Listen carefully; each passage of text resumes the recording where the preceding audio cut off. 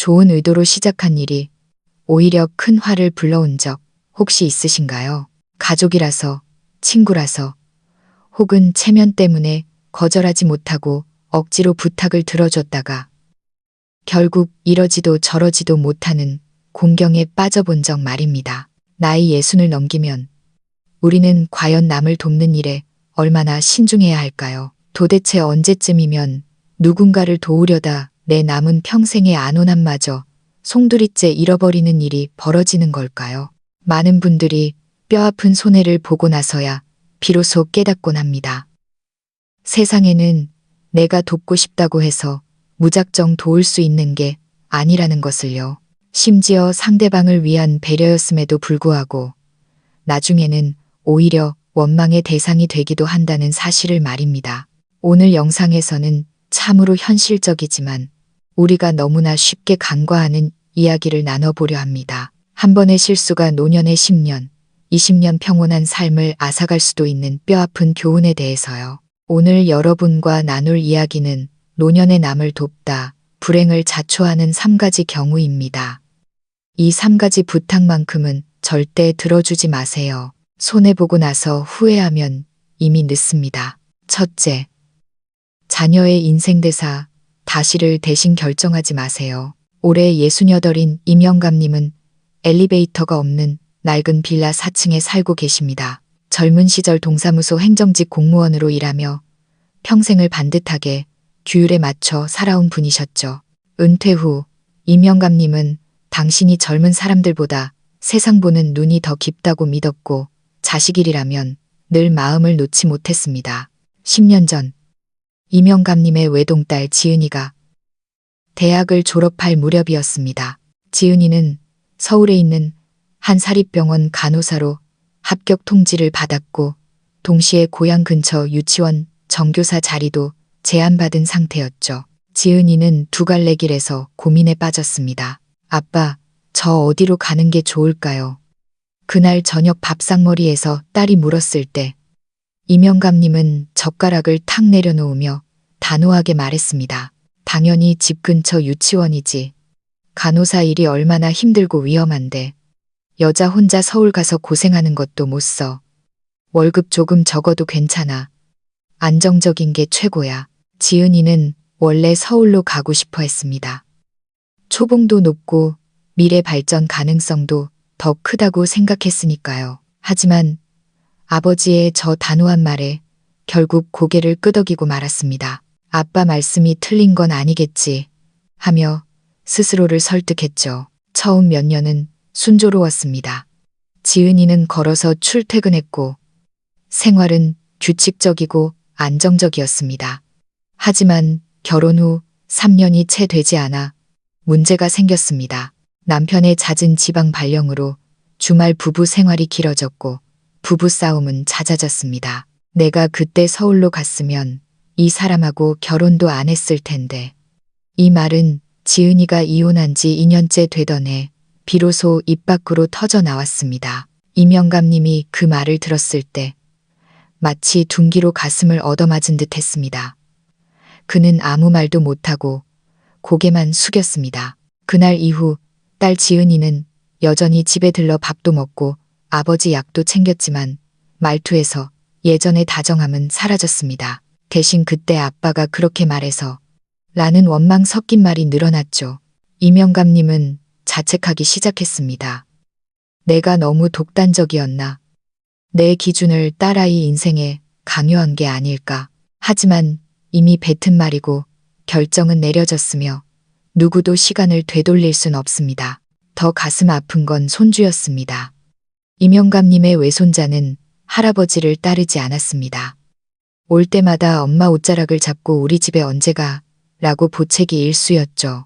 임영감님은 베란다에 앉아 이웃집 손주들이 뛰어노는 걸 보며 생각했습니다. 내 인생은 철두철미하게 계획했다고 믿었는데 가장 큰 실수는 정작 나서지 말아야 할 때 나선 것이었다고 말입니다. 자녀의 인생 대사는 부모가 아무리 해안이 깊어도 대신 결정해 줄 수 있는 게 아닙니다. 직업, 결혼, 거주지 같은 중요한 선택은 마치 지도의 갈림길과 같습니다. 동쪽으로 가면 평온한 삶이 있을 수 있고 서쪽으로 가면 또 다른 풍경이 펼쳐지겠죠. 중요한 건 그 여행의 주인공은 자녀이지 당신이 아니라는 점입니다. 어떤 분들은 말합니다. 강요한 게 아니라 조언만 했을 뿐이라고요. 하지만 내 말 들어.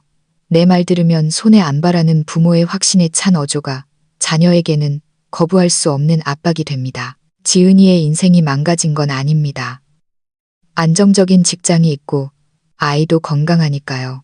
하지만 이명감님이 그토록 원했던 부녀 간의 신뢰와 친밀함에는 보이지 않는 금이 가고 말았습니다. 많은 기성세대가 이런 마음을 가지고 있습니다. 내가 너보다 밥을 먹어도 몇천 그릇은 더 먹었다. 다 너 잘 되라고 하는 소리다. 하지만 시대가 변했습니다. 젊은 세대의 가치관과 삶의 논리는 우리 때와 다릅니다. 서울 병원의 월급이 100만 원 더 많고 생활비가 비싸다거나 유치원 교사가 안정적이라는 계산이 중요한 게 아닙니다. 핵심은 선택권을 박탈당했다는 사실입니다. 지은이가 자신의 불행을 아빠 탓으로 돌리는 순간 그 관계의 균열은 회복하기 어렵습니다. 이명감님은 나쁜 사람이 아닙니다. 자식이 고생하고 돌아가는 길을 택할까봐 걱정하는 우리 주변의 흔한 아버지입니다. 하지만 그 걱정이 결정이 되는 순간 결말은 비극이 될 수 있습니다. 노년의 지혜는 자녀의 모든 것을 설계해 주는 게 아니라 결정적인 순간에 손을 놓아주는 것입니다. 조언할 수 있고 분석해 줄 순 있지만 결정하거나 대신 살아줄 순 없습니다. 직접 겪어보고 넘어지고 아파봐야 깨닫는 것들이 있습니다. 당신이 한때의 비바람은 막아줄 수 있어도 그 아이가 평생 봐야 할 풍경까지 막아서는 안 됩니다. 정돋고 싶다면 묵묵한 배경이 되어주세요. 원망 듣기 싫다면 그들의 선택 공간을 남겨두십시오. 둘째, 자식 부부의 싸움에 끼어들지 마세요. 올해 72인 최 여사님은 지은 지 30년이 넘은 낡은 아파트에 사십니다. 벽지엔 곰팡이가 슬고 부엌 등은 깜빡거리지만 익숙해진 탓에 이사 갈 생각은 없습니다. 일찍 남편을 여의고 해바느질로 외아들 재훈이를 힘들게 키워냈습니다. 재훈이는 커서 번듯한 보험회리에 취직했고 옆 동네 아가씨 민지와 결혼했습니다. 결혼식 날 최 여사님은 이제야 마음이 놓인다며 눈물을 훔쳤죠. 며느리 민지는 처음엔 싹싹하고 집안일도 곧잘했습니다. 살가운 며느리는 아니었지만 고부 갈등 없이 예의를 지켰습니다. 하지만 아이가 태어나고 모든 게 변했습니다. 민지는 산후 우울증인지 감정 기복이 심해졌고 툭하면 울거나 침대 밖으로 나오려 하지 않았습니다. 아이 돌보는 것도 뒷전이었죠. 최 여사님은 속이 탔습니다. 2달을 꾹 참다가 결국 아들을 조용히 불러 말했습니다. 저런 며느리랑 어떻게 평생을 살겠니? 집안 꼴이 이게 뭐냐? 아들 재훈이는 처음엔 아내를 감쌌습니다. 너무 힘들어서 그래요. 시간이 좀 필요해요. 하지만 밤낮으로 손주를 돌보느라 늙어가는 어머니와 방 안에 틀어박혀 휴대폰만 보는 아내를 비교하다 보니 마음이 흔들리기 시작했습니다. 네가 정 힘들면 질질 끌 거 없다. 최 여사님은 단호하게 말했습니다. 엄마는 늙었지만 내 아들이 평생 고생하는 꼴은 못 본다. 반년 후 재훈이는 이혼을 요구했습니다. 며느리 민지는 울지도 따지지도 않고 딱 한마디만 남겼습니다. 앞으로 내 아들이 당신을 할머니라 부르는 일은 없을 거예요. 그리고 짐을 싸서 나갔습니다. 아이조차 보러 오지 않았습니다. 최 여사님은 손주가 안쓰러웠지만 한편으론 속이 시원했습니다. 이제야 집안이 조용해지겠구나 싶었죠. 하지만 1년도 채 지나지 않아 재훈이는 새 여자친구를 데려왔습니다. 젊고 능력 있는 여자였죠. 그녀는 최 여사님을 보자마자 아주 예의 바르게 하지만 차갑게 말했습니다. 어머님, 몸도 편찮으신데 재훈 씨랑 저랑 자리 잡으면 어머님은 실버타운 요양원으로 모실게요. 비용은 제가 댈게요. 최 여사님은 그 자리에서 얼어붙었습니다. 가슴에 손뭉치가 꽉 들어찬 것 같았죠. 내가 양로원을 간다고. 얼마 지나지 않아 아들은 정말로 새 여자와 분가했고 살던 낡은 집만 덩그러니 남겨둔 채 아이까지 데리고 떠났습니다. 학교 문제가 있다는 핑계였죠. 최 여사님은 더 이상 누군가에게 필요한 어머니나 할머니가 아니었습니다. 그저 텅 빈 집에 남겨진 노파가 되었을 뿐입니다. 그녀는 종종 창가에 서서 아파트 놀이터에서 뛰어노는 아이들을 봅니다. 가슴 한구석이 뻥 뚫린 것 같습니다. 가끔 누가 할머니 하고 부르면 저도 모르게 뒤를 돌아보지만 그녀를 부르는 소리는 아닙니다. 흔히 가정사는 이치로 따지는 게 아니다라고 합니다. 집안일은 논리가 아니라 감정과 입장이 뒤엉킨 전쟁터입니다. 특히 노년에는 남의 전쟁터에 함부로 발을 들여선 안 됩니다. 당신은 심판을 보러 들어갔다고 생각하겠지만 결국엔 또 하나의 표적이 될 뿐입니다. 최 여사님의 이야기는 특별한 케이스가 아닙니다. 많은 어르신들이 좋은 의도로 자식의 결혼 생활에 훈수를 두고 손주 교육에 참견하다가 결국 간섭 좀 그만하세요. 어머니가 다 망쳤어요. 다시는 우리 집에 오지 마세요라는 말을 듣습니다. 결혼은 두 사람만의 문제입니다. 그 안에 균열, 상처, 억울함은 제3자가 절대 알 수도 해결할 수도 없습니다. 비록 어머니라 해도 아들의 삶을 대신 살아줄 수 없고 누가 올바른 짝인지 결정할 권한도 없습니다. 많은 부모가 사랑 때문에 이혼을 권합니다. 하지만 그것이 이혼의 도화선이 되는 순간 당신은 가정을 깬 사람, 이간질한 시어머니라는 꼬리표를 달게 됩니다. 그 억울함은 누구도 알아주지 않습니다. 더 중요한 건 부모 자식 간에 같이 살면 필연적으로 지뢰를 밟게 된다는 겁니다. 며느리에게 아껴 써라 하면 자유를 침해한다고 느끼고 아들에게 애 너무 오냐오냐 하지 마라 하면 가장으로서의 권위를 무시한다고 생각합니다. 밥을 차려놓고 안 부르면 관심 없다고 하고 부르면 귀찮게 한다고 합니다. 살얼음판 같은 평화를 유지하느라 애쓰느니 일찌감치 선을 긋는 법을 배워야 합니다. 한 지인이 이런 말을 했습니다. 차라리 내가 좀 외롭고 말지. 남의 부부싸움 소용돌이에는 절대 안 들어간다. 나이가 들수록 깨달아야 합니다. 감정의 문제는 논리가 통하지 않는 영역입니다. 아무리 가까운 사이라도 남의 감정까지 내가 어쩔 순 없습니다. 최 여사님의 선의는 손주를 볼 기회를 뺏어갔고 아들과의 자연스러운 친밀감마저 앗아갔습니다. 그녀의 잘못이라기보단 사랑의 방식이 틀렸던 겁니다. 정말 아낀다면 입을 다무는 법을 배우세요. 정말 사랑한다면 그들이 스스로 넘어지고 일어서게 두세요. 거리가 멀어야 마음이 더 가까워진다는 말. 시어머니나 친정어머니라면 꼭 명심해야 할 진리입니다. 셋째, 동거래 보증은 절대 서지 마세요. 75살 장 어르신은 젊은 시절 구청에서 일했습니다. 연금은 많지 않지만 검소하게 살며 모아둔 노후 자금이 조금은 있었습니다. 장 어르신은 동네에서 소문난 호인허른이었습니다. 이웃이든 옛 동료든 어려운 일이 생기면 발벗고 나섰죠. 특히 오랜 친구 유 씨와의 우정은 각별했습니다. 유 씨는 예전에 식당을 크게 하며 승승장구했었지만 경기가 나빠지고 전염병 사태까지 겹치며 사업이 망했습니다. 그러다 중고차 매매 상사에 투자를 하게 되었죠. 처음엔 잘 되는가 싶더니 몇 달 후 자금줄이 막혀 급하게 돈을 융통해야 할 상황이 왔습니다. 어느 날 유 씨가 아내와 함께 장 어르신 집을 찾아왔습니다. 세상 초췌한 얼굴로 간곡히 부탁했죠. 이봐 장형, 우리 수십 년 친구잖아. 이번에 딱 한 번만 도와줘. 대출 이자는 내가 다 알아서 할게. 은행에서 연금 소득 있는 보증인 한 명만 있으면 된다는데 형이 내 마지막 동아줄 좀 되어주라. 응. 장 어르신은 난처했습니다. 하지만 친구의 파리한 안색과 옆에서 눈물 훔치는 재수 씨를 보니 마음이 약해졌습니다. 알았네. 딱 이번 한 번뿐일세. 금액이 너무 크면 안 돼. 대출 금액은 한화로 약 500만 원어문, 80만 대만 달러, 환산치 적용 정도였습니다. 장 어르신은 연대보증 서류에 도장을 찍으며 생각했습니다. 3개월만 쓰고 갚는다니까. 설마 무슨 일 있겠어. 하지만 그 설마가 사람을 잡았습니다. 3개월이 지났지만 유 씨는 돈을 갚기는커녕 연락 두절이 되었습니다. 전화도 안 받고 문자에 답도 없었죠. 집으로 찾아가 보니 이미 야반도 주한 뒤였습니다. 몇 주 후 장 어르신은 은행으로부터 등기 우편을 받았습니다.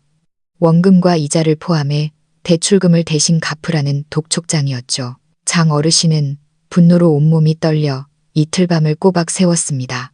경찰서에도 가봤지만 단순 민사 문제라 개입할 수 없다는 답변만 돌아왔습니다. 그는 홧김에 찻잔을 집어 던졌고 아내는 놀라 울음을 터뜨렸습니다. 그러게 왜 남의 일에 끼어들어가지고. 장 어르신의 말없는 후회 속에 그 우정의 보증은 노년의 삶을 무너뜨리는 마지막 지푸라기가 되었습니다. 결국 그는 노후를 위해 들어둔 적금을 깨고 시골에 있는 작은 땅까지 헐값에 팔아 빚을 메꿔야 했습니다. 그날 이후 장 어르신은 복지관 행사에도 동창회에도 나가지 않습니다. 사람 좋으면 꼴 좋게 당한다는 말을 뼈저리게 실감하는 중입니다. 노년에 제일 무서운 건 돈이 떨어지는 게 아닙니다. 인생 무대에서 퇴장해야 할 나이에 남의 빚까지 떠안고 허덕이는 상황입니다. 장 어르신의 이야기는 남의 일이 아닙니다. 은퇴한 어르신들이 지인이나 친구의 꼬드김에 넘어가 보증을 서는 경우가 너무나 많습니다.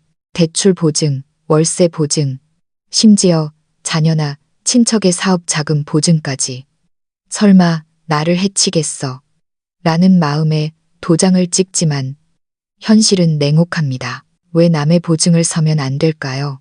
당신은 비상금이 아니라 대신 죽어줄 사람 대타이기 때문입니다. 보증 제도의 핵심 위험은 연대 책임입니다. 채무자가 돈을 못 갚으면 보증인이 똑같이 갚아야 합니다. 채권자는 돈 떼먹고 도망간 사람 잡으러 다니지 않습니다. 도망 안 간 당신에게 바로 청구합니다. 즉, 친구가 도망가면 내가 갚는다가 아니라 친구가 안 갚으면 내가 갚아야 한다는 뜻입니다. 당신에게 부탁하는 그 사람은 이미 빠져나갈 구멍을 만들어 놨을지도 모릅니다. 당신을 같은 배를 탄 동료로 생각하지 않을 수도 있습니다. 이런 정짐을 이용한 부탁은 당신이 거절하지 못할 거라는 심리를 교묘하게 이용하는 겁니다. 혹시 자식이 부탁하는데 어떻게 거절해요? 라고 하실 분도 계실 겁니다. 이게 가장 무서운 겁니다. 혈연을 담보로 한 인질극은 친구보다 더 거절하기 어렵습니다. 하지만 스스로에게 물어보세요. 정말 나를 사랑하는 자식이라면 왜 늙은 부모에게 이런 큰 위험을 떠넘길까? 한 70대 어르신이 하신 말씀이 있습니다. 나는 자식이 나를 한번 원망하게 두는 게 낫지. 평생 부모한테 빚졌다는 죄책감 갖고 살게 하고 싶진 않다. 당신이 바닥을 쳐주지 않아야 자녀도 스스로 책임지는 법을 배웁니다. 장어르신은 어떻게 되었냐고요? 2년 동안 팔 것 다 팔아서 빚은 청산했습니다. 하지만 더 이상 형님 아우하는 의리는 믿지 않습니다. 이웃들은 그가 변했다고, 냉정하고 계산적으로 변했다고 수군댑니다. 하지만 그는 말합니다. 내가 변한 게 아니라 세상이 날 가르친 거야. 보증 서느니 내 몸 보신이나 하는 게 낫다. 이 말을 기억하신다면 재앙을 피할 수 있습니다. 조금 더 매정해지세요. 이기적인 게 아니라 노년의 정신 차림입니다. 사람이 늙으면 물러터지는 게 아니라 오히려 단단해져야 한다. 장 어르신이 시골 땅을 팔고 난 뒤 집 뒤뜰에 멍하니 앉아 먹구름을 보며 내뱉은 말입니다. 예전엔 늙으면 더 자비롭고 너그러워야 한다고 생각했는데 그랬더니 사람들이 나를 만만하게 보더군. 그의 말엔 쓴맛과 화 그리고 깊은 회한이 섞여 있었습니다. 이명감님, 최 여사님, 그리고 장 어르신. 세 분의 사연은 각기 다르지만 하나의 깨달음을 줍니다. 나이 들었다고 해서 모든 걸 도와주고 참아주고 짊어질 필요는 없습니다. 사람들은 말합니다.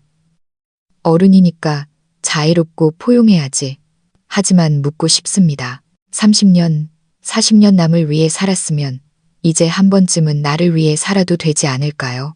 젊어서 이리 뛰고 저리 뛰며 남 도울 때 정작 당신이 밤잠 설치며 아파할 때 요즘 어떠냐고 물어봐 준 사람이 몇이나 됩니까? 진정한 지혜는 줄 때는 경계를 두고 물러날 때는 원칙을 지키는 것입니다.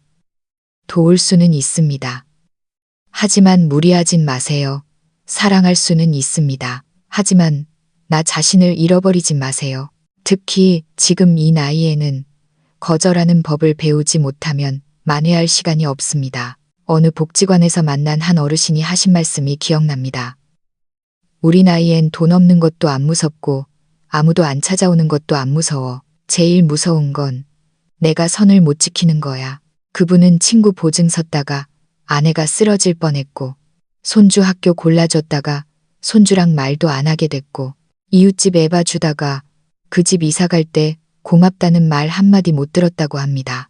세상이 야박해진 게 아니라 내가 아니오라고 말을 못해서 그래. 거절하지 못하는 건 스스로에게 가장 잔인한 일이라는 그분의 말씀. 저는 아직도 기억합니다. 그러니 여러분, 이건 내가 못 도와줘라고 말하는 건 냉혈한이 아니라 성숙한 겁니다. 이건 내가 관여할 일이 아니야 라고 말하는 건 정이 없는 게 아니라 지각이 있는 겁니다. 이 돈은 빌려줄 수 없어라고 말하는 건 구두쇠가 아니라 내 노후에 대한 책임입니다. 남의 인생을 어깨에 짊어지지 마세요. 그건 당신의 무게가 아닙니다. 당신은 그저 당신의 생활을 지키고 안온하고 건강하게 품위 있게 살아가면 됩니다. 그게 진짜 깨어있는 큰 사랑입니다. 후회하느니 지금부터라도 선을 그으세요. 도와주는 그 순간은 따뜻할지 몰라도 그 대가는 당신이 평생 감당 못할 짐이 될 수 있습니다. 노년에 가장 두려운 건 병이나 고독이 아닙니다. 분명 좋은 뜻으로 한 일인데 이용당하고 평생 모은 돈까지 날리는 그 비참함입니다. 우리 세대는 참는 법, 손해보는 법, 양보하는 법만 배우고 자랐습니다. 하지만 정작 어떤 바쁜 일은 절대 도우면 안 되는지는 아무도 가르쳐 주지 않았죠. 딸의 인생을 대신 선택해 주님, 영감님은 평생 딸의 원망을 샀습니다. 아들 부부 싸움에 끼어든 최 여사님은 가족에게서 소외당했습니다. 친구 보증을 선장 어르신은 늙은 몸일 집마저 잃을 뻔했습니다. 이 세 가지 말로는 그저 조금 돕고 싶었을 뿐이라지만 결과는 상상 이상으로 참혹합니다.